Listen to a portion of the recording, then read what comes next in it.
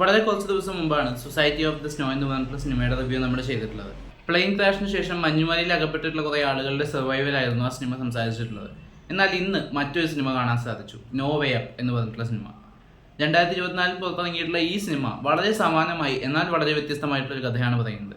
ഒരു plain crash തന്നെയാണ് ഇവിടെയും വിഷയം. പക്ഷേ പ്ലെയിൻ ക്രാഷ് ആവുന്നത് മറ്റൊരു സിറ്റുവേഷനിലാണ്, അല്ലെങ്കിൽ ഒരു കടലിനടിയിലേക്കാണ്.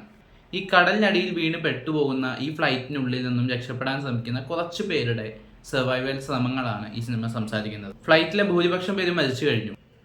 വിരലിൽ എണ്ണാവുന്ന ആൾക്കാർ മാത്രമേ ജീവനോടെയുള്ളൂ. എന്നാൽ ഈ വെള്ളം പൂർണ്ണമായിട്ട് കടക്കാത്ത പ്ലെയിനിനകത്ത് വീണ്ടും ഒരുപാട് പ്രശ്നങ്ങളുണ്ട്. ആ പ്ലെയിൻ വീണ്ടും വീണ്ടും താഴേക്ക് പോയിക്കൊണ്ടിരിക്കുകയാണ്, കടലിന്റെ ആഴങ്ങളിലേക്ക് വീണ്ടും പോയിക്കൊണ്ടിരിക്കുകയാണ്. എന്നാൽ ഇതിനകത്ത് നിന്ന് പുറത്തേക്ക് കടക്കുകയും എളുപ്പമുള്ള ടാസ്ക് അല്ല, കാരണം പുറത്ത് മുഴുവൻ ഷാർക്കുകളാണ്. ഇതിൽ പലരെയും ഷാർക്ക് ഭക്ഷിച്ചു കഴിഞ്ഞു. ഈ രക്ഷയില്ലാത്തൊരു സിറ്റുവേഷനിൽ നിന്നുകൊണ്ട് രക്ഷപ്പെടാനുള്ള അവരുടെ ശ്രമങ്ങൾ, അല്ലെങ്കിൽ ഇവരെ രക്ഷിക്കാൻ എത്തുന്ന ആളുകളുടെ അവരെ കണ്ടെത്താനുള്ള ശ്രമങ്ങളും ഒക്കെയാണ് സിനിമ പാരലായിട്ട് പറഞ്ഞു പോകുന്നത്.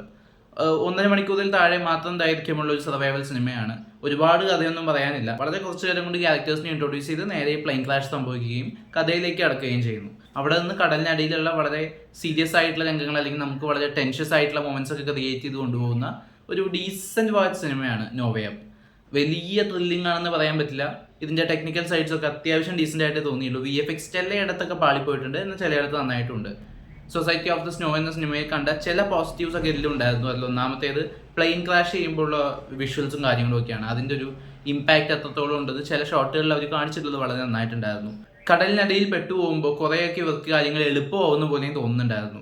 എന്തുകൊണ്ടാണ് ഇത് ഇത്രയും ഡീറ്റെയിലിംഗ് ഇല്ലാതെ അവർ കാണിച്ചതെന്ന് പലയിടത്തും തോന്നിപ്പോയി. അത്തരത്തിലുള്ള ചെറിയ പോരായ്മകൾ സ്ക്രിപ്റ്റിലുണ്ട്. മൊത്തത്തിൽ സർവൈവൽ ത്രില്ലർ സിനിമകൾ ഇഷ്ടപ്പെടുന്ന ആളാണ് നിങ്ങളെങ്കിൽ ഒരു തവണ കണ്ടിരിക്കാവുന്ന സിനിമയാണ് നോ വേ അപ്പ്.